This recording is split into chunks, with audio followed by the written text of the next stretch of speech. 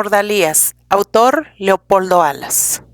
Don Braulio Aguadet era un riquísimo señor valenciano que tomaba muy en serio las cosas más serias de la vida. Por ejemplo, la educación de sus hijos.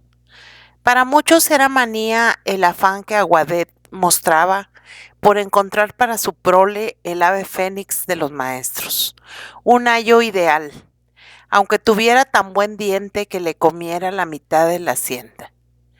Sus hijos no iban a la escuela porque Aguadet temía las epidemias físicas y las morales, como él decía, los microbios de la difteria y los microbios del mal ejemplo, de la enseñanza rutinaria y servil.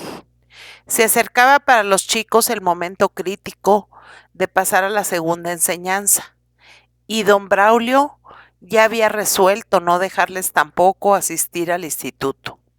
Lo que él necesitaba era el ave fénix de los preceptores, una especie de Sócrates sin colocación que quisiera dedicarse a maestro de los Aguadet impúberos.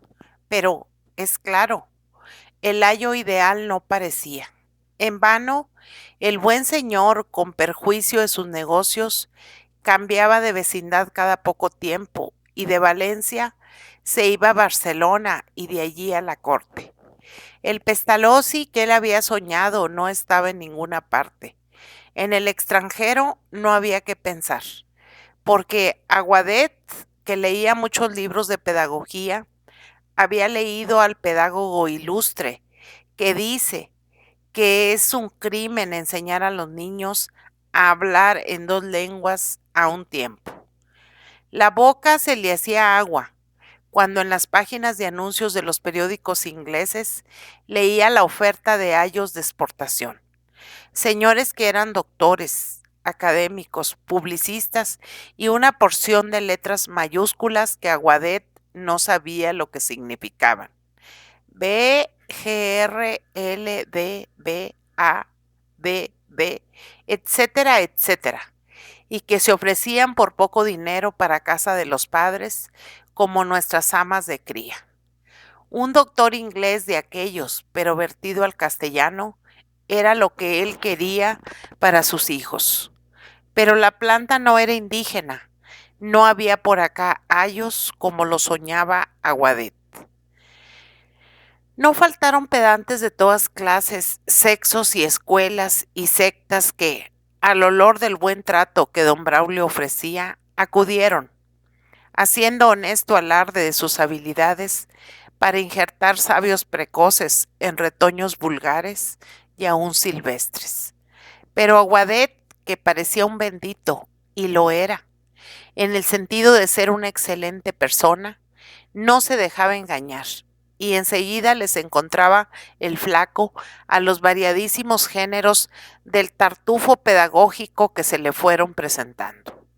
Había aprendido por observación y por curiosas lecturas los peligros de las enseñanzas demasiado artificiosas y recordaba que hasta el famoso Philanthropinum, que sirvió en Alemania de modelo a las reformas de la pedagogía intuitiva, de la enseñanza de las cosas, etcétera, etcétera, acabó de mala manera, degenerando en una porción de ridículas novedades latitudinarias, con que al buen señor, que no se fiaba ni de Bacedow en persona, que le vinieran con institutrizos, como él decía, ya del género jesuítico, ya del integral, ya del ruseniano, la cosa era tan peliaguda.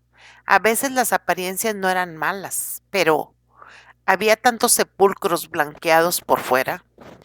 Llegó una ocasión en que, sin esperanza ya de encontrar cosa de provecho, Aguadet trabó por accidente relaciones con un matrimonio que le había llamado la atención.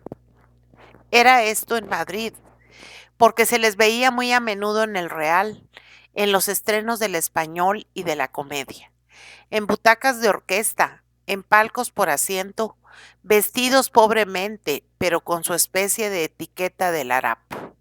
Muy de señores siempre muy limpios, sin una mancha y tal vez sin un pelo en toda la ropa. Eran feos los dos, insignificante ella sobre todo. Él, de facciones y color grotescos, por lo llamativos y pronunciados. Era muy rojo y muy huesudo. También los vio en los conciertos del príncipe Alfonso y en los cuartetos del conservatorio y en el Museo de Pinturas y en las iglesias en que había música clásica. En todas partes parecían extranjeros y sabía él que no lo eran. Hablaban mucho entre sí, comentando seriamente lo que veían y lo que oían, olvidados del mundo que los rodeaba, pensando solo en el arte, sin parar mientes en la sorpresa, no exenta de disimulada burla, que su aspecto estrambótico solía suscitar en todas partes. Parecían intrusos y sin embargo infundían cierto respeto. Acudían, bien se veía, a donde acude la sociedad de los ricos, de los elegantes, siendo probablemente ellos pobres y de seguro sin elegancia aparente alguna. Pero iban por coincidencia de medios, para bien distintos fines, porque la sociedad elegante frecuentaba los espectáculos exquisitos, de arte fino, por lujo, por moda, por ostentación, y ellos, el matrimonio extraño, por necesidad estética, por amor a la belleza, pesándoles bien que tales primores no fuesen más baratos, aunque fueran menos aristocráticos. Observaba don Braulio que marido y mujer escogían siempre las localidades más humildes, si las había de varias clases, desafiando muy tranquilos, o mejor, sin pensar en tales nimiedades, el mal disimulado menosprecio de los que, desde mejor punto, miraban a los intrusos como gente loca y temeraria que no pensaba en lo ridículo. Y sin embargo, se decía Guadet, si la esencia de lo cursi está en lo que dice Valera, en el excesivo temor de parecerlo, estos dos son los entes menos cursis del mundo, porque se presentan con los harapos limpios y bien cosidos, con tanta natural satisfacción como un rey con manto y corona. Tanto le llamó la atención la pareja que no paró hasta trabar conversación con ellos. Cosa facilísima, pues aquellos excelentes sujetos creían lo más natural del mundo que se comunicaran ideas e impresiones, muy particularmente cuando se gozaba en común del espectáculo de lo bello. Marido y mujer eran ilustradísimos, hablaban de arquitectura, pintura, música y poesía, como gente que ha visto, oído, leído y meditado mucho y en muchos países. Resultaba que habían paseado por media Europa, aprovechando los trenes baratos, siempre en tercera por no haber cuarta, y sin beber vino ni comprar chucherías inútiles. Era un asombro lo poco que se gastaba recorriendo el mundo civilizado. Bastaba para ello tener la vocación del verdadero peregrino de la belleza. Todo museo notable, todo teatro célebre, todo centro de gran cultura, toda maravilla de un arte. Era para ellos un santuario que visitaban no a pie, porque sería mucho más caro, por el tiempo invertido y por los zapatos gastados, pero sí alimentándose como los antiguos romeros. No llevaban el agua en una calabaza porque no era necesario, pero de agua y poco más vivían. El agua era su ídolo higiénico. Casi tenía razón el filósofo jónico. Casi todo bien procedía del agua. Un día, después de ser ya muy amigos y de haberlos llevado varias veces a su casa, le preguntó a Guadet, al marido, don Ruperto, qué vocación tenía, para qué carrera mostraba él más aptitud y afición más decidida. Yo creo que he nacido para la enseñanza y la educación. Guiar un alma y un cuerpo, no echados a perder por el mundo y sus errores, es mi mayor deseo y mi vocación, acaso. Aguadet, que tal oyó, puso cada día mayor empeño en estudiar a fondo al matrimonio misterioso. No ocultaban su escasez de recursos, pero no hacían alarde de miseria. Y temió que no le sería fácil, sin imprudencia, penetrar en el hogar muy pobre de fijo de aquellos universales diletanti. Pero, con gran sorpresa, a la primera insinuación vio colmado su deseo. Si antes don Ruperto no le había ofrecido su casa, había sido porque no creía que ver tan pobre mansión pudiera tener ningún interés ni causar complacencia. Don Braulio vio todo lo que quiso: la cocina, el comedor, la sala, el gabinete, todo a lo pobre, pero limpio, menos pobre por la sencillez lacónica, pudiera decirse, de las costumbres y necesidades de aquella gente.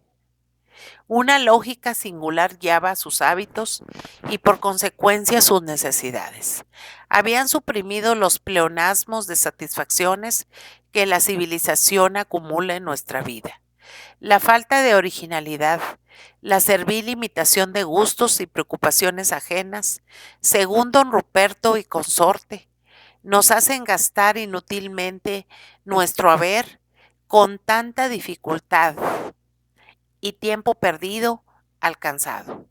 Y así no nos queda ni vagar para la contemplación de las bellezas gratuitas y no gratuitas del mundo, ni medios económicos para conseguir estas últimas. Por cubrir gastos que no satisfacen gustos ni necesidades verdaderas, espontáneas. Dejamos de disfrutar de muchas cosas nobles de la vida. Plasmaba pensar, según don Ruperto, lo mucho que come de sobra el más sobrio y menos amigo de los placeres de la mesa. Además, era ridículo escoger los manjares por razón de vanidad, de rutina, de deleite grosero del paladar, etcétera, etcétera. Cuando un estudio un poco serio y atento de la higiene moderna nos pone en situación de comer mejor, esto es, lo que de veras nos hace falta y muy barato. De la ropa no se diga. Los medios de conservarla, según los recursos de la industria contemporánea, eran muchos y constituían un arte serio y muy útil. En cuestión de muebles, en fin, sobraban casi todos y en cambio era necesario viajar, leer, visitar museos, monumentos, oír música buena, etcétera, etcétera.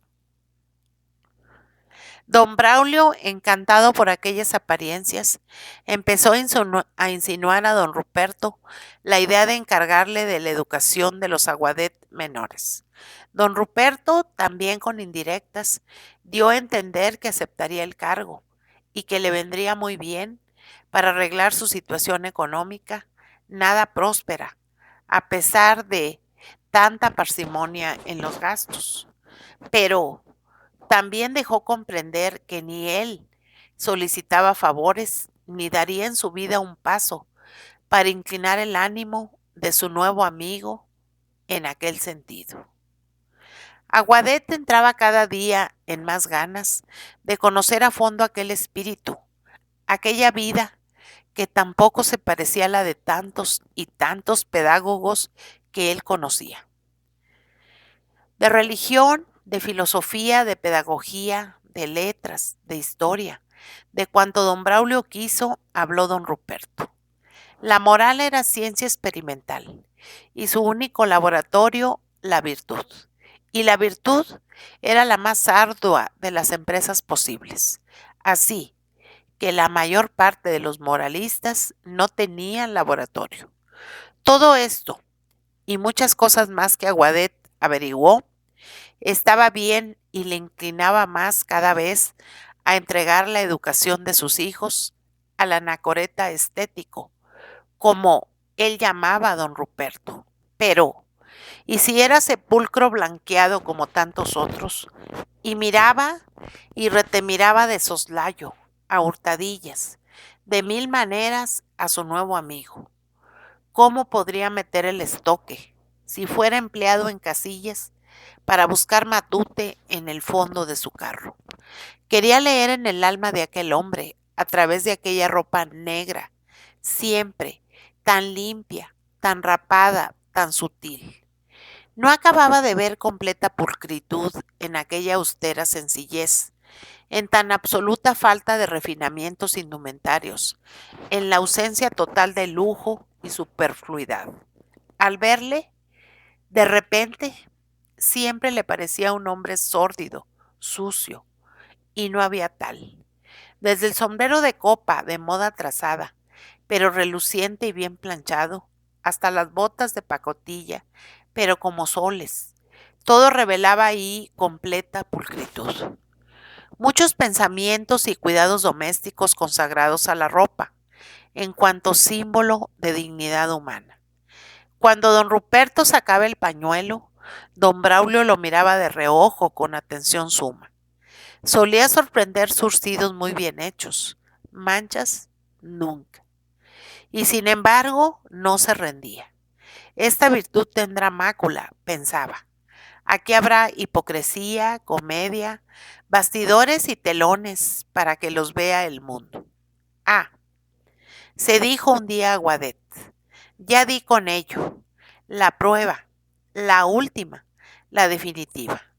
Prueba de ordalías, como si dijéramos, nada de fuego, pero el agua, ¿por qué no? ¿Sabe usted nadar, don Ruperto?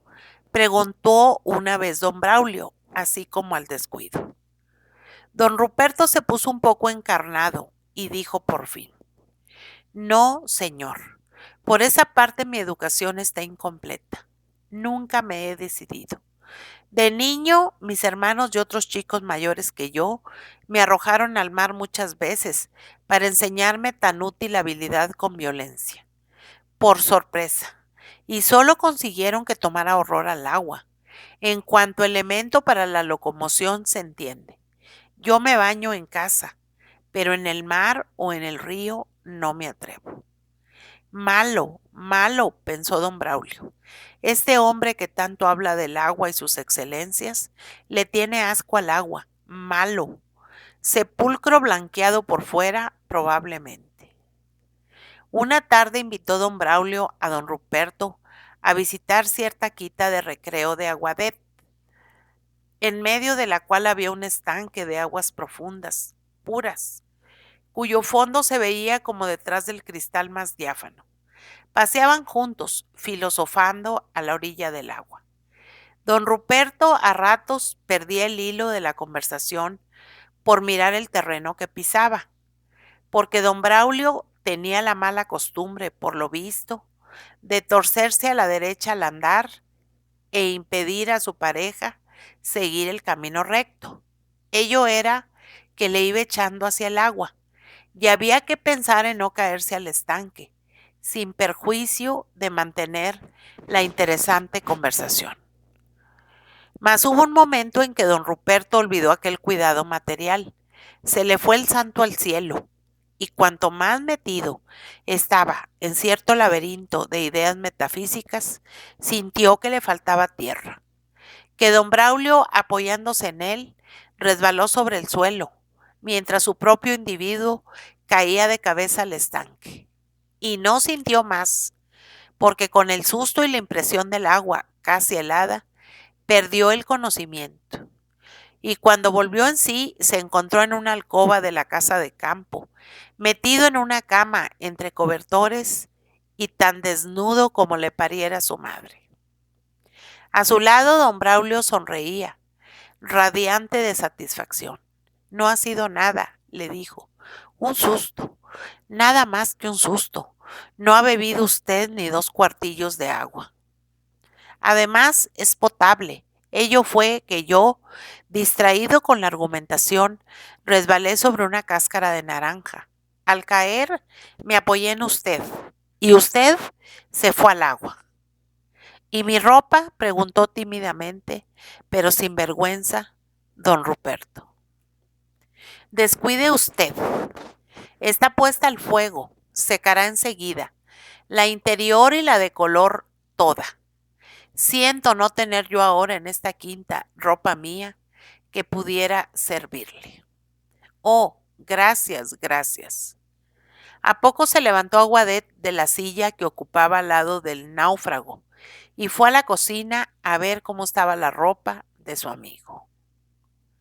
Sobre una cuerda, cerca de una buena hoguera, estaban todas las prendas negras: levita, chaleco, pantalón, corbata. En otra cuerda toda la ropa blanca: camisola, camiseta, calzoncillos, calcetines. Don Braulio pasó otra vez revista a tales prendas que ya tenía bien miradas. Qué triunfo para la sinceridad de aquella virtud austera, sencilla y noble.